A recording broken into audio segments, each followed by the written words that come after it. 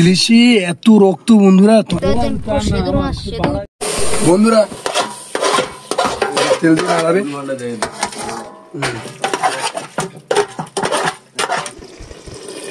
আপা ভাই গরম ভাত, খুব গরম। এই যে তরকারি, ইলিশের তরকারি দেখো, ইলিশ ওটাতে দিস না, কিন্তু মাঝি দাদার প্লেটটা এখন ছোট, দেখছো এই লাগছে সেই। হ্যাঁ আমি খাচ্ছি। নমস্কার বন্ধুরা, আমরা এখন জাল তুলে নিচ্ছি, ফিশিং এ বাড়াবো, কি মাছ পাই সেটা আপনাদের দেখাবো। আর আজকের প্রচুর রোদ পড়েছে, আশা করছি বড় ইলিশ ধরতে পারবো এবং আপনাদের দেখাতে পারবো। আমাদের সঙ্গে থাকুন, এই ভিডিওটা পুরো দেখার অনুরোধ রইল। তো অনেক কিছু দেখতে পাবে এই ভিডিওতে। আমরা এখন জাল তুলছি, দেখো আমাদের সবাই আছে, এই যে বাপ্পা ভাই আছে, ছোট ভাই আছে, মামা আছে, একটা মাঝিতে আছে ভিতরে, ঠিক আছে। মোটামুটি জালের কাজ সারিয়ে এখন ফিশিং এ বাড়ানোর জন্য আবার জালগুলোকে তুলছে। আর দেখুন বন্ধুরা, ওয়েদারটা একদম দেখো পুরো একদম মনোরম, শান্ত, পরিষ্কার। আর দেখো ভিউটা দেখো, শুধু আমাদের ঘাটের ভিউটা দেখলে তোমাদের মন বসে যাবে পুরো এখানে। আর মেঘগুলো তো জাস্ট অসম লাগছে, এই দেখো জাস্ট অসম।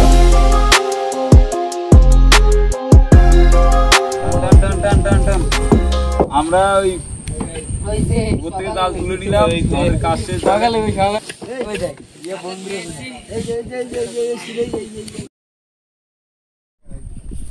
জাল তুলছি বোর্ডে, কালকে ছাবে বকখালি যাবো।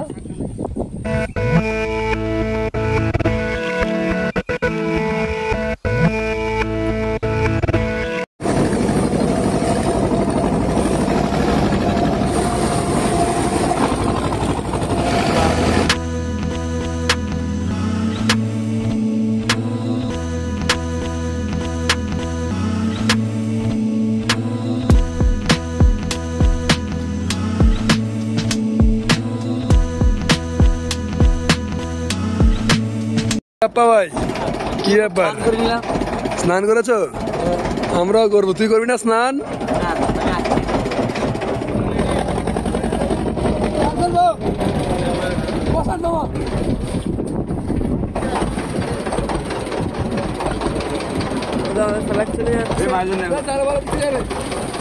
ঘুরে লাগবে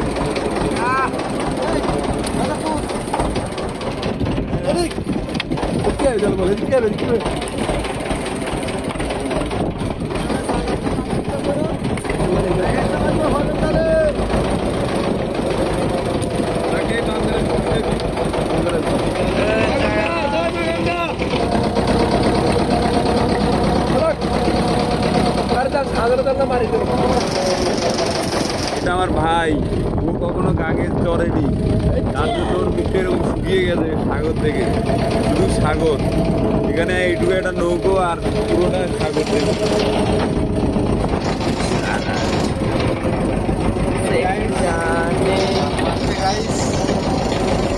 গাইডসের কোনো কথা নেই। গাইস এই দেখুন জালটা কত সুন্দর, এই জালটা তৈরি করতে প্রায় 7,500 টাকা খরচা গেছে। এই জালটা পুরো নতুন, এখন আপনাদের দেখাবো নতুন জালে মাছ কীভাবে কীরকম ধরে।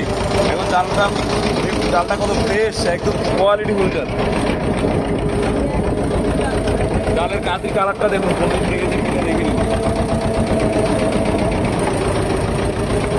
দেখুন যাচ্ছে দাদা, কেউ হেল্প করছে না।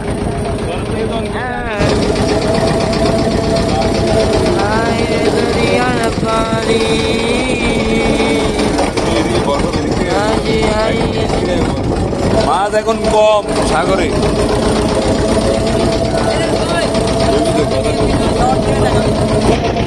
আমাদের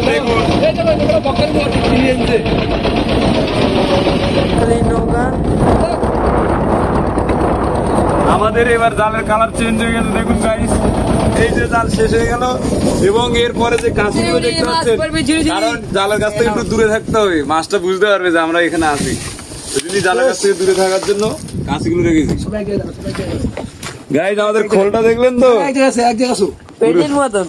বন্ধুরা আজকে যারা দিয়েছিল দেখি কি মাছ পাই। বালতি নিয়ে নৌকাটাকে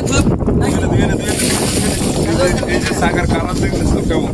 এই চাকার হাইট কিন্তু মামা মাছ মারো, মাছ মারো। মাছ পড়বে তো? অবশ্যই পড়বে।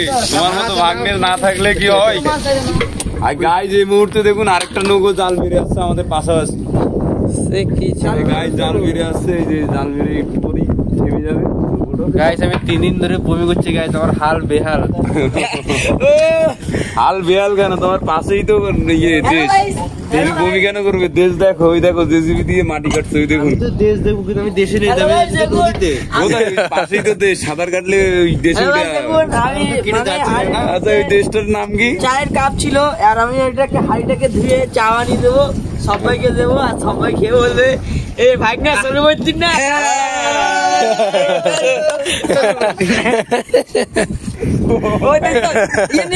কিচ্ছু না, আমরা করে সব দোষ, আমরা তো ওই যে দুটো নৌকো ওখানে এখন নগর করছে।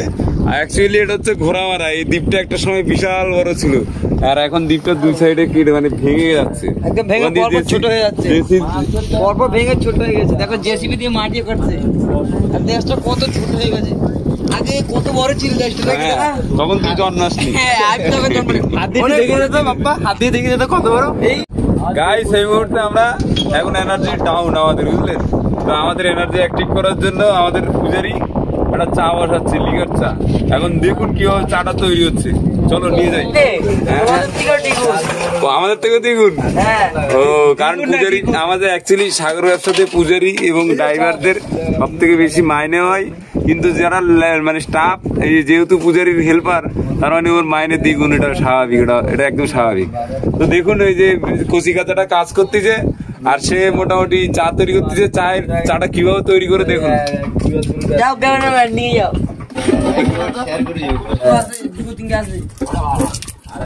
ওইটা ভালো ভালো ডালো বুঝি না, যদি মাছ পড়ো তো ভালো, নাহলে আমার আজকে সব। হ্যালো গাইস দেখুন, গাইস দেখুন এই মুহূর্তে আমাদের সঙ্গে একজন বয়স্ক লোক আছে। উনি অনেক বছর উনার লাইফ টাইম এই নদীতে কেটেছে। আমরা এই মুহূর্তে উনার কাছ থেকে কিছু কথা শুনবো নদীর সম্পর্কে। আসুন আপনারা দেখুন যে উনি, হ্যাঁ আপনি কত বছর ধরে এই নদীতে ঘাটতেছেন? 50 বছর। তাহলে আপনার এখন বয়স কত? বয়স 50 হলে আপনার এই 50 বছর অব্দি খেটেছেন। এই কোচিটার বয়স, তোমার বয়স কত? আর বয়স 13, 13.5। 13.5? আচ্ছা আপনি কি উনার এই বয়স থেকে কি নদীতে আছেন নাকি আরো কম বয়স থেকে? আরো কম বয়স থেকে। ওরা তোকে জিজ্ঞেস করে দিই আমার।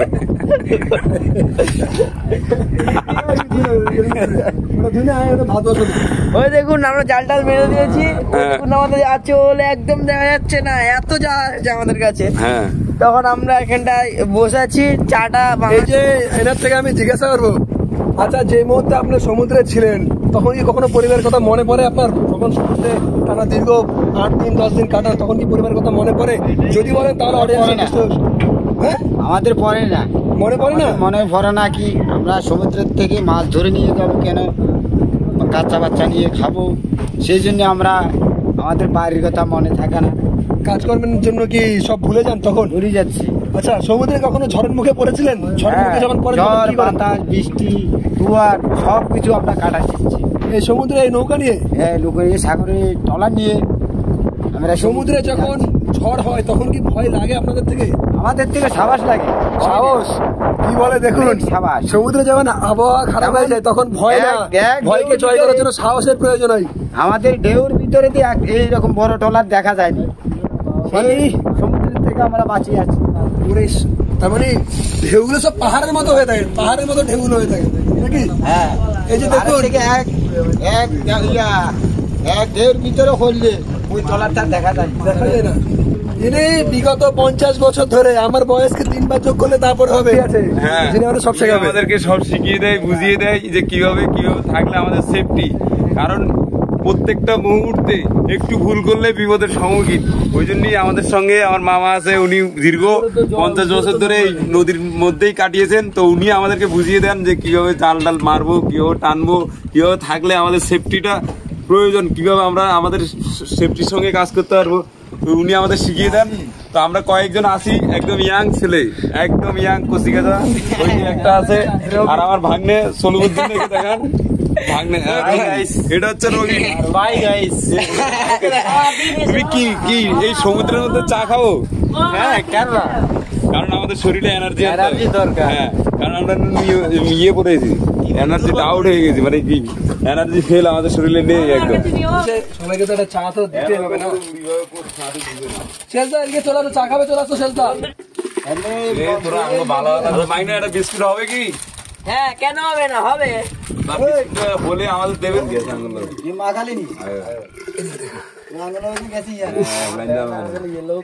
একটা কাপ কম আছে তো এটার জন্য কি করা যায়?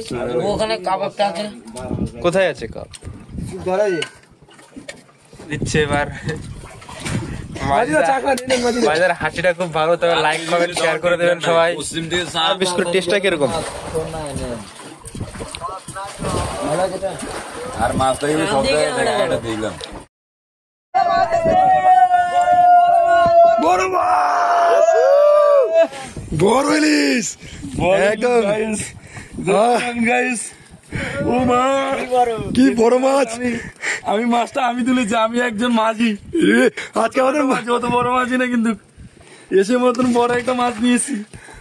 ও হো হো হো, ও কি সাইজ দেখো ভাই, মাছের গাটা কি মোটা দেখছো। বাহ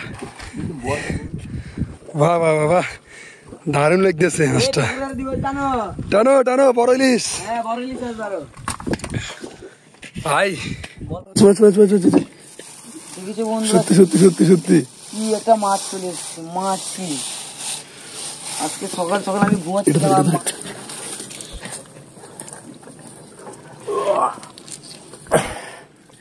জ্যান্ত ইলিশ, এই দেখো সকাল সকাল জ্যান্ত ইলিশের দেখা পেলাম, একদম পুরো জ্যান্ত। আরেকটা ইলিশ, ইলিশ ছোট ইলিশ, জ্যান্ত ইলিশ, একদম জ্যান্ত, ফ্রেশ ফ্রেশ ফ্রেশ মাছি। দেখুন আমাদের কিন্তু মাঝি জাল টানতে চলে এসছে। কেন?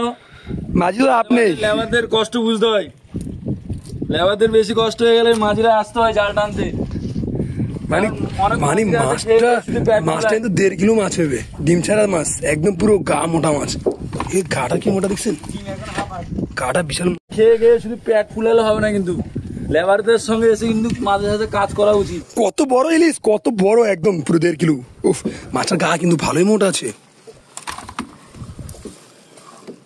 আর কিছু করা যাবে না, হেভি সাইজের একটা মাছ, হেভি মাছ। চালটা পেঁপে আমরা রাখি।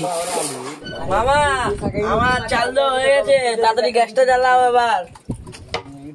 আমি ধরে দিচ্ছি।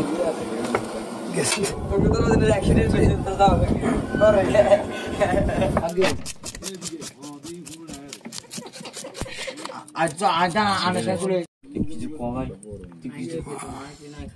আর ভাঙাটা ধরতে দে, আমাদের বেটার হবে।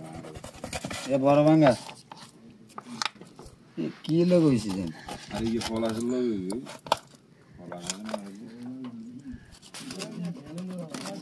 ইলিশে এত রক্ত বন্ধুরা তোমাদের। আচ্ছা তোমরা যখন বাড়িতে ইলিশ রান্না করো তখন কি এত রক্তাক্ত হয় জিনিস?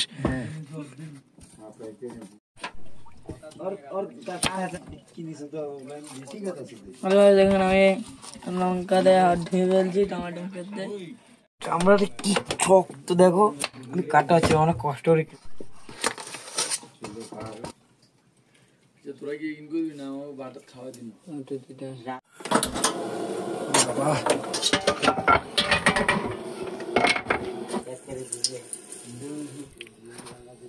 পেঁয়াজটাকে দিয়ে দেবো আমি, পেঁয়াজ।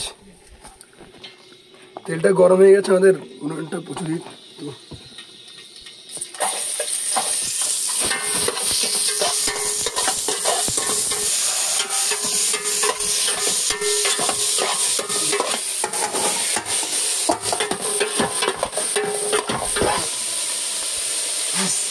টপগান আছে।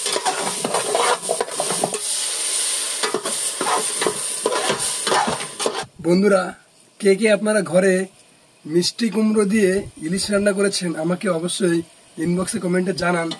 আর মিষ্টি কুমড়া দিয়ে কিন্তু ইলিশ রান্না করতে অনেক ভালো লাগে আমার। আপনারা কারা কারা রান্না করেন অবশ্যই কমেন্টে জানাবেন।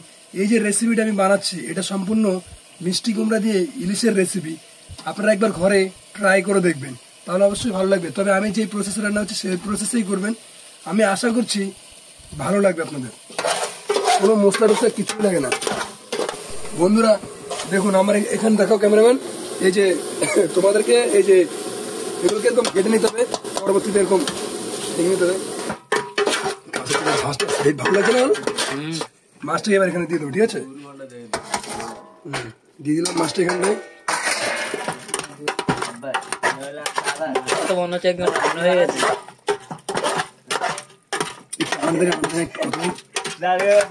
বন্ধুরা এবার তোমরা দেখো, যদি বাড়িতে যদি কোনো নতুন লোক আসে সে বুঝতেই পারবে না যে মাছটা, দেখো যেমন মনে হয় মাছ রান্না হয়ে গেছে, কিন্তু একটা মাছও কিন্তু ভাঙিনি। দেখো কোনো একটা মাছ ভাঙিনি, কারণ আমি গ্যাসটাকে কমিয়ে দিয়েছি।